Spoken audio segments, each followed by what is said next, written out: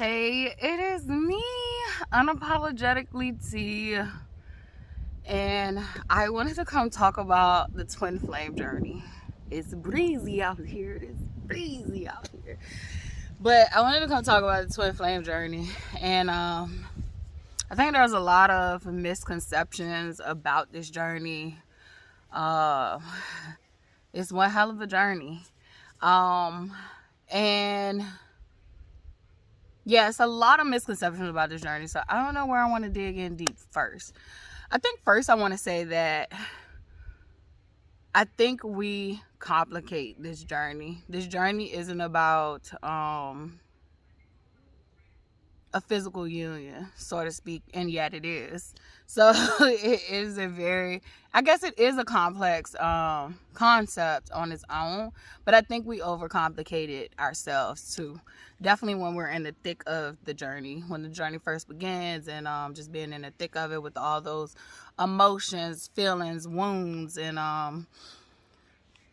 communications. So I would I guess I want to start with, for me, because I feel like that's another thing that is not being talked about. Everybody's twin flame journey is going to be different. Yes, some core things are going to be similar for us, but everybody's twin flame journey is going to be different based on what you need to work on, heal, and grow. It's going to be based on your development, where you are currently, and where you are needing to get to. And I think everybody thinks the journey is over once you have union. And no, this is a journey. There is no destination. It is ever evolving. And so for me, for my personal twin flame journey, literally, it has been the same concept as soul searching, as trying to find yourself. Only you're being bombarded and distracted with what society has told you. For me, I look at it as the colonizer ways of looking at love and partnership. And when I get closer to my indigenous roots, it makes so much more sense, and it makes it so much easier to refocus how I view partnership, love, and relationships. For me, I have been taught that abuse was actually love. And so there was a lot of shedding, and there still is a lot of shedding of those ideologies of what I actually viewed love as. So when I look at the twin flame journey for myself, for me personally, it's no different than soul searching. It's no different than rediscovering myself. It's no different than integrating my own energy that has been distorted, and that has been oppressed and has been shunned, and finally healing that, working on that, and integrating it to my new life. And like I was saying, I feel like it's no different from soul searching. When you're on a soul searching journey, like you're trying to rediscover yourself, find yourself, you literally start to go on this journey of doing things you may have never done, behaving in ways that you never behaved before. It is a sort of freedom. It's a sort of freedom that comes with the twin flame journey. So the only thing I would say is different with the soul searching journey is that you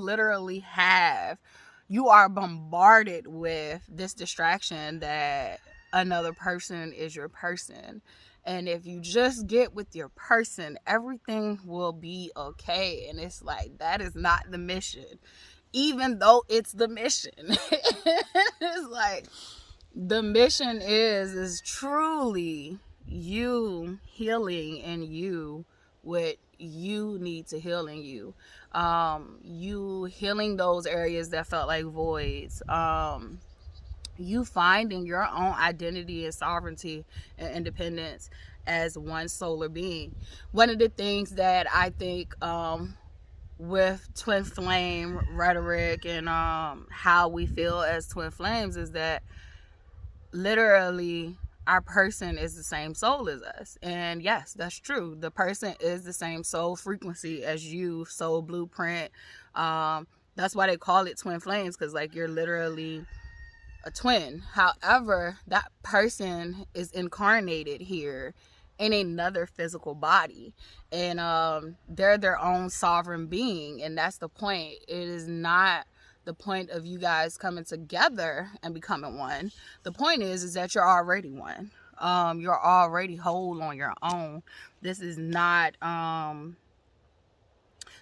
journey of I'm a half and that's a half and we're gonna come together and make a whole. You're already the whole. You're already the whole. You're one soul frequency. You're one soul. You're one energetic rhythm and wavelength, and yet and still physically you're two different individuals living two different experiences. And I think that's a beautiful way to cover more ground, right? So like literally if all of that solar energy was just put into one vessel, literally you would only have that one life experience. Whereas if you have another vessel, you get to cover more ground and have other experiences. And I think that's beautiful in itself.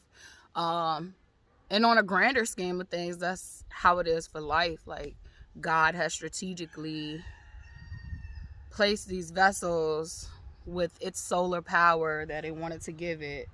Y'all niggas need to go somewhere else and do it. They're literally just on my blanket doing it. Ew. Just got to see. I think it was a fly. That's why I'm disgusted. I don't know why I treat flies so bad, but I do. I know what y'all do to eat. But y'all feed the spiders, so be okay. I get distracted, you guys.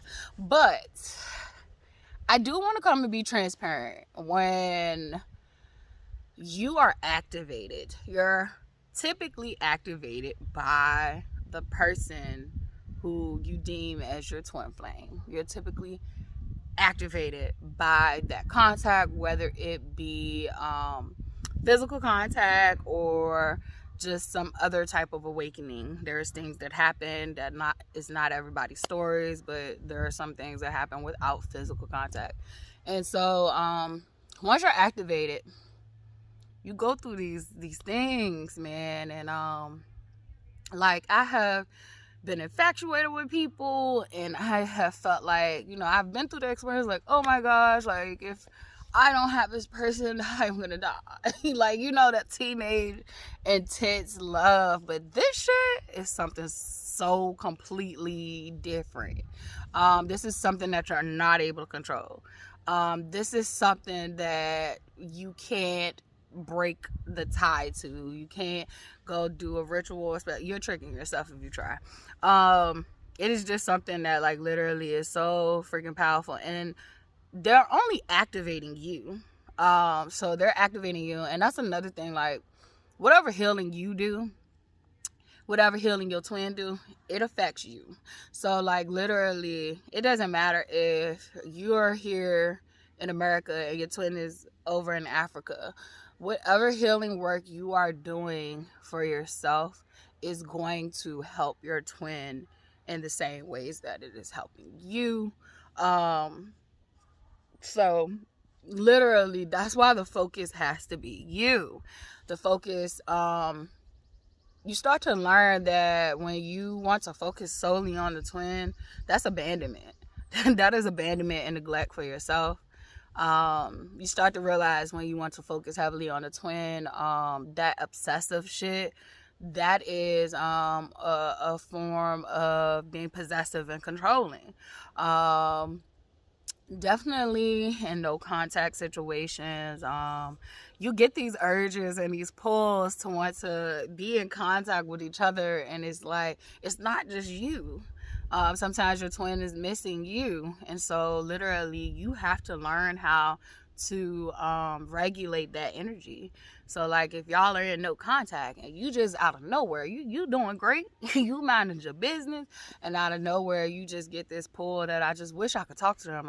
Or maybe I should try to break no contact. They need me, or I miss them. Like the urges of like missing the person just be so fucking intense. Like if you know, you know. This shit be so hard. It's crazy how hard it is. This is not no regular. I feel like it's like puppy love times a million. Like it's literally like the intensity. That's what I'm referring to when I say puppy love. Like if you've ever been in those cutesy, relationships where it's like all you want to do is be with this person and you've met your person, and y'all just young and it is not gonna last long. It's just y'all young and you have very intense feelings, but these intense feelings is like times a million. It's so intense that you can't control yourself in the beginning. Like that's how you kind of know. And I want to say a disclaimer. There are people out here who are crazy and not in the good kind. And I ain't gonna say crazy, I'm gonna say insane. So there's people out here who are insane, who are struggling with stalking people, being excessively compulsive over other people. That's a real thing and it's a real danger. So literally it's not the same. It can be. So I'm gonna make this disclaimer and say that yes, that intensity is so intense it can mimic that.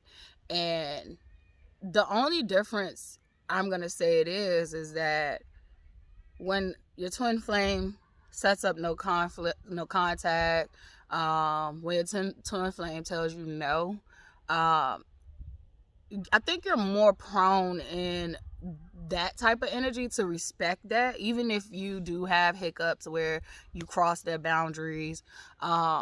You're more inclined to respect their no's and their no contact. It's just that it's hard for you, but you're more inclined to respect it. And I'm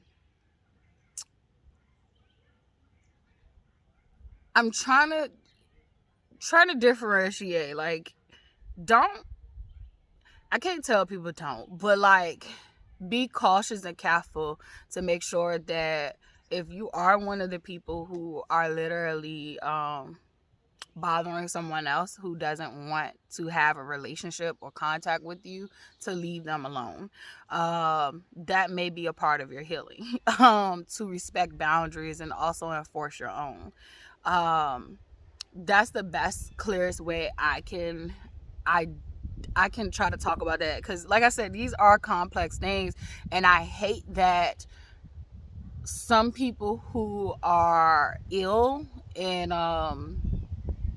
who need help in whatever ways that they may need help, will take videos like this to justify what they're doing to someone else. But I feel like with the twin flame relationship, there's an understanding from both people. Like, okay, I do understand too. Like you do, they have those feelings too. Even if they do go in no contact, and even if they do block you, and even if they do know that they have a pull or a energetic, I guess, tie with you, they understand, where this stuff is coming from sometimes they don't. That's why I would say, no matter what you're going through, try your best to respect someone else's boundaries and also enforce your own. Because by no means should anyone be stalking. I have went through that. So I think that's why this is like something that I want to speak on. I do not want anyone narcissistic and obsessive and stalking to use this video and justify their shortcomings or their illness. And instead of getting help, they think that they're in a twin flame relationship. I think what differentiates in a twin flame relationship, you don't want to hurt your person. You don't want to hurt your person, and you are on a learning curve to healing yourself so that you don't hurt your person. I don't think that get talked about enough. We talk about being in twin flame relationships and it being triggering, and it almost seems like to the outside world that like literally y'all are talking about abusive fucking relationships. And I feel like if you're in a real true twin flame relationship, most cases you're in separation. Like the triggers and the hurt and the pain is a lot of it is energetic. A lot of it is literally, like I said, you're being forced to see yourself and having to fix those things. If you are constantly focusing on your twin being the problem, you're the problem. You're the problem. So I guess an example I can give you from my personal experience is when I first started this, I felt like my twin flame was like avoidant. And it was just like, that's me pointing the finger, right? And so even though there was a situation where literally that person was distributing avoidant behavior, for real, it was a mirror to me. It was a mirror and a reflection to me, like that I had to do work on so many goddamn ends. Number one, not only was I correct, I guess there was some avoidant fucking behavior that was being distributed. Like another flaw too, like that I saw that I like that shit triggered me. Like it's just like, say what the fuck you mean.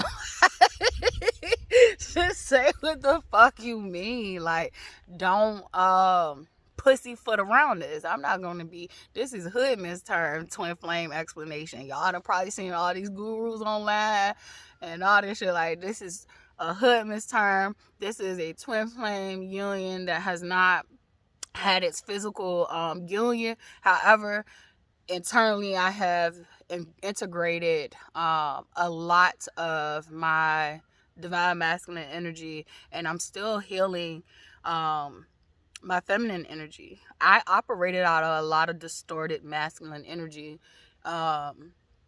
prior to this activation. Like, I was a go-getter, I was a doer. I was literally brute force. Like literally, if the door was a no, I'ma find my way in. Like you can't keep me out. I'ma find my way in. It was a lot of, and that's another thing people get twisted on this twin flame journey. They think that masculine and feminine equals gender. It does not. We all have both. And you can be operating out of just one. And usually it's heavily skewed. So even when you're operating on one, it's not in a healthy way. It is more in a, it's more in a way that it is like an extreme. So you're operating out of extreme, and you're usually just mostly operating on one. We're always using both energies as individuals. However, sometimes people are not tapping in to both and utilizing them to the best of their benefit. And I feel like that has been this journey for me. I had operated out of a lot of masculine energy. I had to. If I didn't get it done, I did not grow up with a support that, you know, would save or rescue me if I fell short. So what I ended up doing was growing up, I'm sorry, it's getting cold. I might have to go get a hoodie. But I ended up growing up being codependent and emotionally, because emotionally I was a very emotional child growing up. And however, both of my parents were from the 50s and they were black, and so emotions did not exist. It was very much logic and pull yourself up by the bootstrings. So me being an emotional being and creature, you know, had to learn how to block that and operate out of a more logical sense, which is more masculine based. And it got me through. It got me through. It got me through places and doors that I wanted to go through, and some that I needed to not go through. But you know, you can't have regrets. Everything brings you to this moment that you are in now. And so I feel like once activated and once I was activated by my twin, literally I started to go on this journey of feeling my feelings again. Fucking intense, by the way. Very intense. So feeling my feelings, tapping back into my feminine nature. And like I said, it has nothing to do with gender, roles, and norms. That is social constructs. Literally, this is about energy. And so a lot of people get it misconstrued that literally the only difference between masculine and feminine is not that they don't do the same things, is that, and when I say that, I mean both energies protect. So both divine masculine and divine feminine energies protect. It is about how they go about protection. So how they go about doing said things. So masculine energy is going to protect by showing up. It is going to be that brute force, that doing. Where feminine energy is going to protect. It's going to do, but it's literally going to be different ways that she may protect. And and when I say she, I don't mean to. It's just, like I said, it's the colonizer ways. Literally, I'm not gonna bite my tongue. It is the niggas that came and conquered us and literally, you know, changed everything up for us, when our ancestors already kind of knew the ways of the world just by watching and observing. So literally, feminine energy is more of, instead of like showing up in your face, she is more strategic about things in a sneaky way. She is more mysterious about how she will show up and protect. She could be more seductive in how she show up and protect. That's why a lot of masculines will demonize feminine energy, is because I feel like feminine energy is harder to figure out. It's so hard to figure out. And so she's still gonna show up and protect, but she's gonna do it in to me, it's a more elusive way. She's gonna handle that. And so feminine energy literally is what they would say is negative or dark energy. Masculine energy is that positive, that light. And this just is my understanding, my journey, and how I view things. Both in extremes are dangerous, are detrimental in certain times. So like, is a time and a place for both extremes. However, this journey has been teaching me how to integrate them and allow them to work together in the beautiful, not even just ebbs and flows, but that too. But just, it is a submission. Colonizers have taught us submission as in just giving yourself up and relinquishing complete control. And on this journey, I've realized that submission is not a weakness or a flaw or a lesser than thing. Submission is intimacy. Submission is an invitation into me. Submission takes love and trust. That whole concept of how they taught us submission is control. It is based off control. It is based off possession. That is a toxic form of submission. The submission I'm talking about is with balance, allowing the masculine energy to take the lead where the masculine energy will best benefit me, allowing my feminine energy to take the lead where my feminine energy will best benefit me, teaching both of the energies how to do the same things, so that they are well balanced and they are both strong. There is no deficit. And then they become one.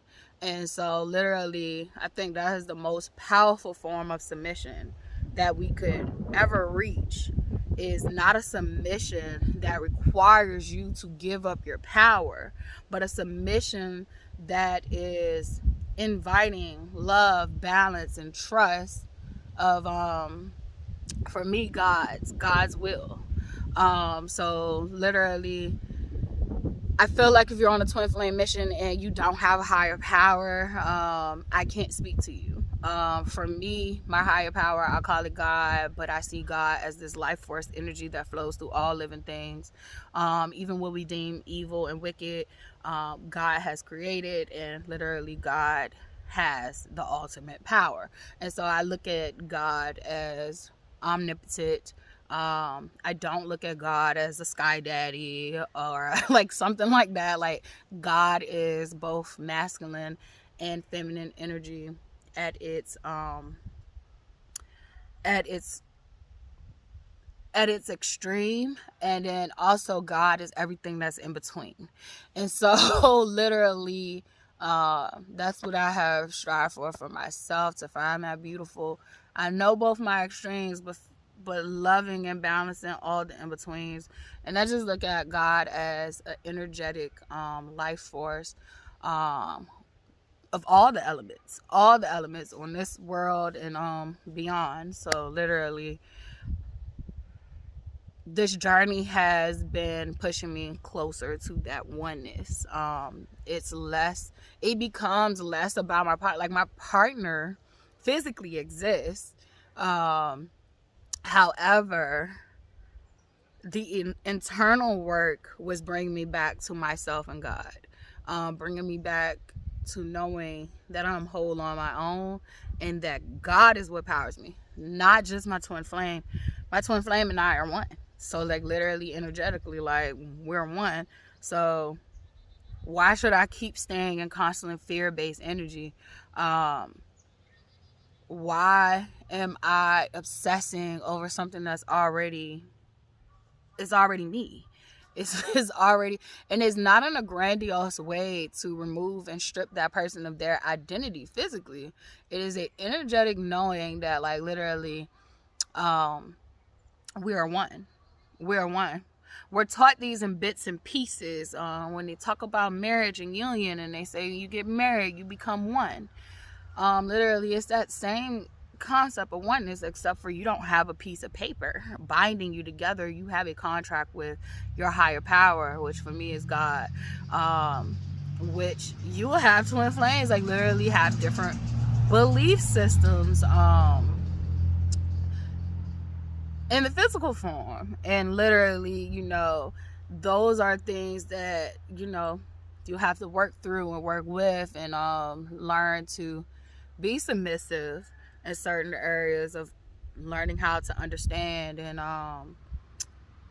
one of the things too on this journey is I grew up where arguments were fights. So arguments were never done to come up with a solution or compromise. And so that is one of the things on this twin flame journey. Like, literally, I'm learning how to be a better me. And you will find out that you're not doing this performance based. You cannot fake energy. Like, you will know your twin flame is faking energy. They'll know when you're faking energy, and God knows that you're faking the energy. Like, so you literally can't fake your progress. You can't perform your way out of it. Like, literally, I will admit, like, I kind of got my way through life, just performing and not honoring where I'm at. And I'm doing a lot of emotional growth. Like, I was emotionally underdeveloped just because I wasn't in scenarios and environments where I could be vulnerable and feel my feelings. And so I've been learning a lot of energy work around emotions. I've been learning a lot of energy work of relinquishing things, people, places that don't, benefit me anymore. that's another part of the journey. You start to lose a lot of things. That is a way you can identify that you're on this journey. You begin to lose a lot, like friends, a lot of your ideologies, like the things you once used to probably be into, like they're no longer satisfying for you. This is growth. This is evolution. This is a journey to come the best version of yourself. Like this literally is a journey about you. And the more you get stuck on the physical person, the longer it takes. The longer it takes for you to heal. And it's a process. It's not a process for, like, if you listen to this video and you said, oh, well, I understood exactly what she said, so I'm going to stop focusing on this person. If you're not ready yet, you're going to still be focusing on that person until you're ready. It's something that you can't just, like, I can plant the seed for you so that when you do get to this point, you can be like, I'm at this point. But, like, if you're not ready yet because you're wounded in that area, like, you're going to be there until you're not. It's a process. It's stages and levels and spirals. And once you feel like you got this thing figured out, it's another thing for you to figure out. And so literally, you begin to realize, like, all I can do is focus on me. All I can do is focus on myself. Be honest and real with myself of where I'm at. When I first started this journey, my nervous system was fucked. It was dysregulated. It was at a disarray. Like I said, I never felt that type of intense passion, obsessive. Like, all I wanted to do was be with my twin. Like, it felt so fucking painful to be apart. That's all I wanted. All I wanted. All I wanted. All I wanted. All I wanted. All I could think about. All I could think about was that person. And I don't think that you ever, like, stop thinking about the person, but it becomes balanced. So, like, I still think about my twin and pray for my twin and hope the best for my twin. However, it's just like, I don't feel like I'm in that same stage of obsession. I think it's levels to it. And so, like, it's not that same intensity and passion filled chemistry. I think you start out in this journey where it is attachment based, and then the more and more you love yourself and you focus on yourself and you grow, you stop putting other people as your savior, because that's a sense of saying that someone is your savior. If just me and this person is together, then everything will be okay. That you're saying that person is your savior. You being together should be okay. You being together should be the greatest. That person literally is your bonus. That's your partner. That's your physical aid. That's your physical aid. But you should already be together before physical union solidifies, because you will come in and out of contact with your twin flame on this journey. It will be messy. And just to go back to one of the things that I was learning about arguments, I grew up watching arguments be fights. It was never, like I said, solution based. It was never trying to come to a compromise. And so one of the things that I've been working on in myself is being able to advocate for myself assertively has always been a lifelong dream. It was always either passive aggressive or just straight the fuck out aggressive. So literally that balance of finding my assertion and speaking up for myself, not to the point where, like, literally, that's why my name is Unapologetically T. Not to the point that I have to over explain myself, but also not to the point where I'm pompous and obnoxious. And I think when you start to do that work, you start to realize it's not just about your twin flame. It's about how you're going to interact. Like, I see it in my interaction with my daughter. Like, I see a change. Like, I see a change between the both of us. Like, so being able to heal the energy, the wounds, and regulating your nervous system, carrying the energy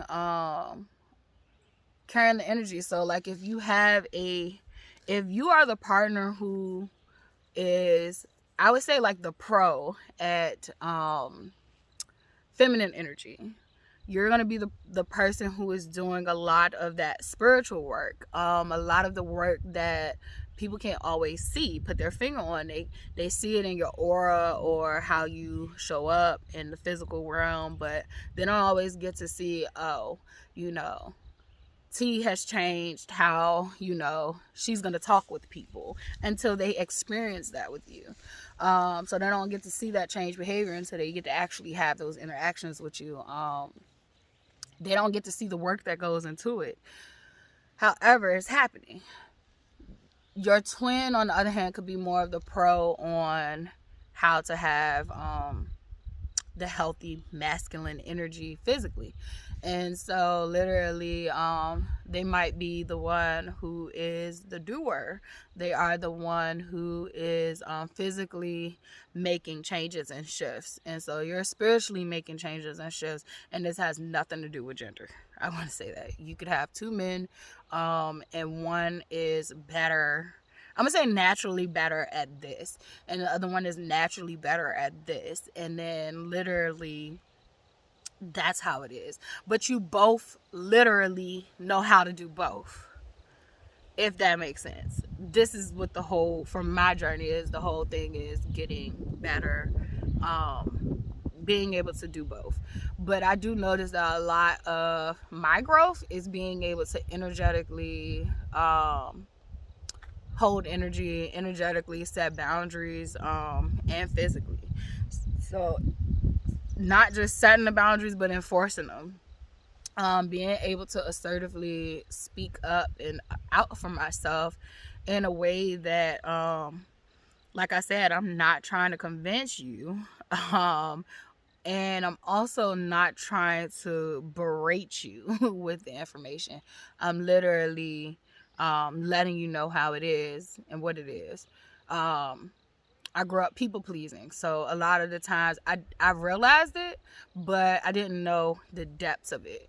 So I realized that people pleasing was manipulative, and I didn't want to do it anymore, but I just didn't know how to come out of it. And but people pleasing is very manipulative.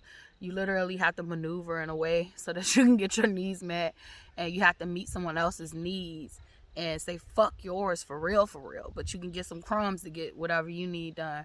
And sometimes you can actually get what you need to get done all together, depending on how good you have become at manipulating the abusive person.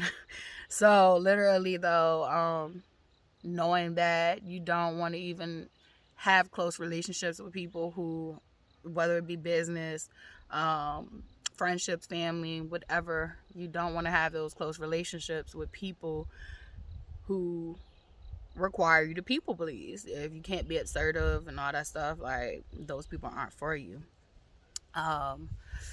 Let's see, I'm gonna hold on pause. All right, so yeah, so just learning that, like, when you heal, it's not just gonna be for your counterpart. It's not just gonna be for the end game and the goal. You're gonna be healing for you, and it's gonna show up in your life through all areas, not just for you to be with your partner.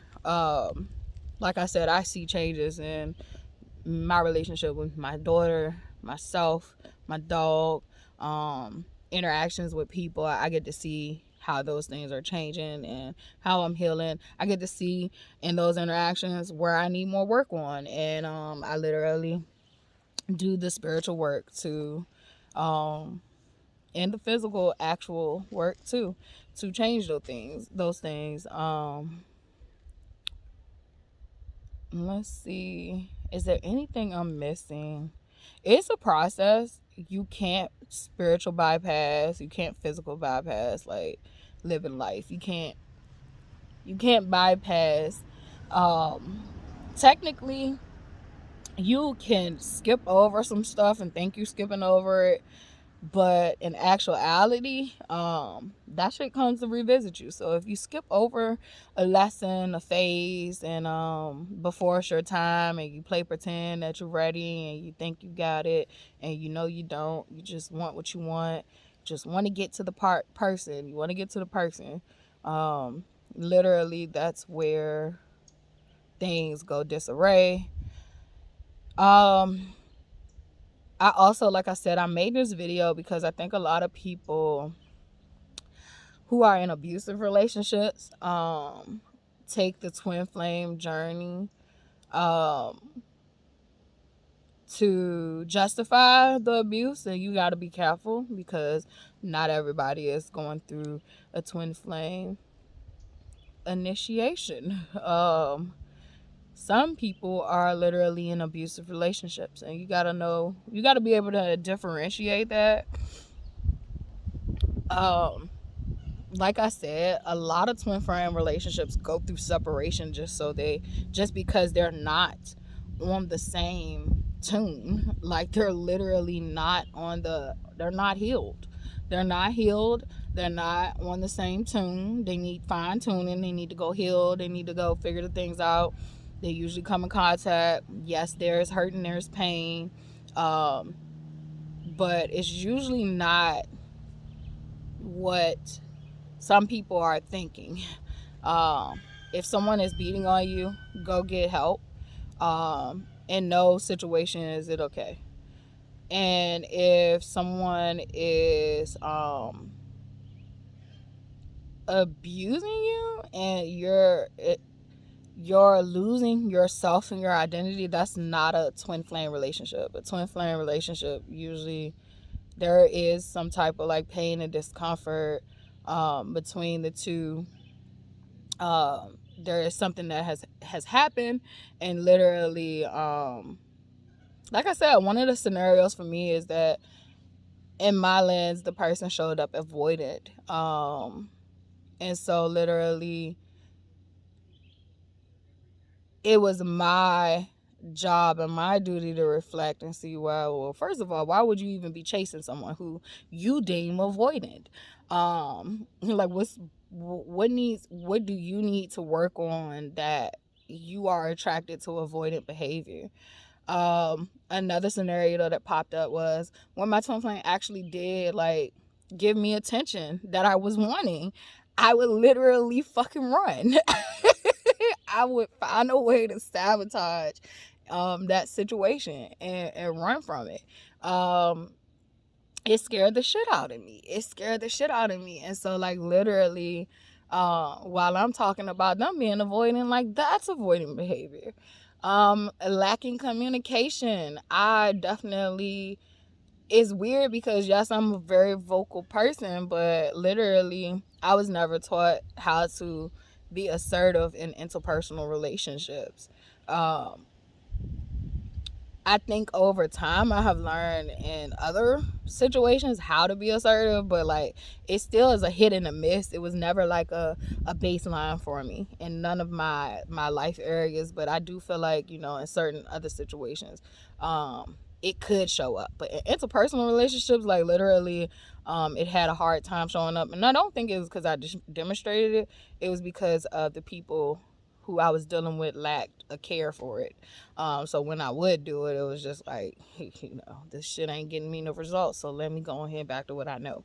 And so literally, but I'm learning like with this, a lot of things that happened were triggers. And it was triggers for me to reflect on and heal myself. Not focus on that person that triggered me, but literally to refocus that attention onto myself. Like, how can I learn from my own behavior? And if this person is distributing behavior that I'm not okay with, why am I pursuing that person? Like, why would I want to continue to pursue them? So just knowing that. And then a lot of those situations and scenarios send you into no contact, so separation. In abusive relationships, you can have separation and all that stuff. That's why I said it can get tricky, but in no way should nobody be putting their hands on you. and no way should nobody be putting their hands on you. And that's another thing with twin flame relationships and extremely abusive relationships, like the ones that are like super dangerous and that you need to be cautious and not compare that to a twin flame relationship. When it comes to twin flames, both parties are going to be actively trying to better themselves. So if, like I said, you see that in you, this is showing up, you're going to actively be trying to better yourself. You're not going to be manipulative in a way that you literally would put that responsibility back on that other person. If you are in a situation like that where like literally this person is dead as wrong and they keep throwing it back on you, and that's where they're stuck at, you're in an abusive relationship. I feel like with twin flame relationships, both parties are actively healing in different forms and modalities to be better versions of themselves. I hope that helps. Because like I said, this shit can get confusing and tricky, and some people will think that they're in these relationships and they'll get mad once they realize that the love of their life wasn't the love of their life for the long haul. They will get mad at the terminology used to identify real relationships. Twin flame relationships exist. It does come with hurt and pain, but the hurt and pain that it comes with is usually a reflection of what the fuck you need to work on and within yourself. I feel like twin flame relationships is like the ultimate accountability. It's like the ultimate accountability for yourself. You want to start out blaming the other person, but like then you realize like, shit, I need to work on me. Soulmate relationships, like they'll get mad at these terminologies, and it's less like, it's less about it being the terminologies, and you gotta heal through what that relationship was trying to teach you. I've publicly talked about like literally my 11-year relationship that ended in death. We were separated for a year before he died, but the connection was still very intact. And when he died, literally I went through a whole bunch of mourning and grief. I'm still grieving. Certain things is just not as intense as it was when it first happened. So it's literally, I look back on that relationship, and most people, had they been in that relationship with him, they would have just pointed all the fingers at him. And I knew while I was in that relationship, why are you here? It was something wrong that I was here in the first place to begin with. And I started to realize it was a lot of wounds from my childhood that even allowed me to be there. And I hadn't healed them, and I was in the process of trying to heal them. I was actively in that relationship trying to get help for myself and trying to heal. After the relationship ended, I was able to actually fucking see it in real time, how my childhood influenced a lot of my decision making. My upbringing from childhood and childhood trauma influenced a lot of the decision making and staying and tolerating and dealing with abuse. Thinking that, abuse was love.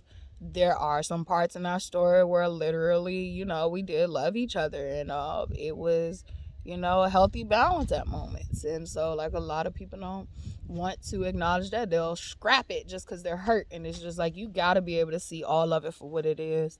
And you will. It is a process that everybody is going through. I know that before he died, I had already started the grieving process before I even separated from him. So before I even physically left him, I had started my grieving process, and I had began to grieve our relationship and our love. And so I think for me, once he did die, I was just grieving mostly him physically not being here anymore, and getting out that, yeah, it was an abusive relationship. But I already knew deep down inside when I was going through the relationship, it was abusive. It's just that abuse was normal to me, if that made sense. So I think that even when you are coming out of abusive relationships, while you're still in them, you have to take a certain amount of accountability to figure out what keep drawing you to these type of people. What is in you that you feel like you deserve this? Because a lot of times we don't realize that's what we are telling ourselves when we stay, that I deserve this type of treatment, and we don't. But I think that, you know, there is a line between twin flame relationships and abusive relationships. Is there a certain amount of toxicity in twin flame relationships? Of course. You are taking two people who have lived, their lives separately, and they're coming together after all this time, after many lifetimes. They're coming together again in this time, this space, this realm, and literally they're activating core wounds, they're activating pure power and all that stuff in each other, and they're energetically learning how to integrate their power and energy as one. And so there's a lot of work, there's a lot of hard work and pain and happiness and joy and euphoria that goes into it. That's why a lot of times you become obsessed in the beginning, is because like the initial meeting is fucking euphoria. Like you've never felt any fucking thing like it. Is like being brought back to life, and the voltage that is pumping through you is like I said, it's times 1,000. It's time a million. It's literally an energetic pulse you've never felt before. And there is a lot of sexual energy that comes up in the beginning. For me, I had to decolonize sex. Literally had to decolonize sex and learn how to use sex in a healthy way. And I took a journey of being celibate, and I'm coming up on 3 years. I'm so proud of myself. 3 years in July. So just knowing that, like, literally, the way that I went about sex, there was a lot of sexual trauma in my life, and just working through those wounds and pain, and I'm still working through stuff. You don't go through that amount of pain and suffering and trauma and not have to do work to heal and get through it. But yeah, I think I'm gonna end this video here, and if I come back, I come back. But I definitely wanted to talk twin flame business.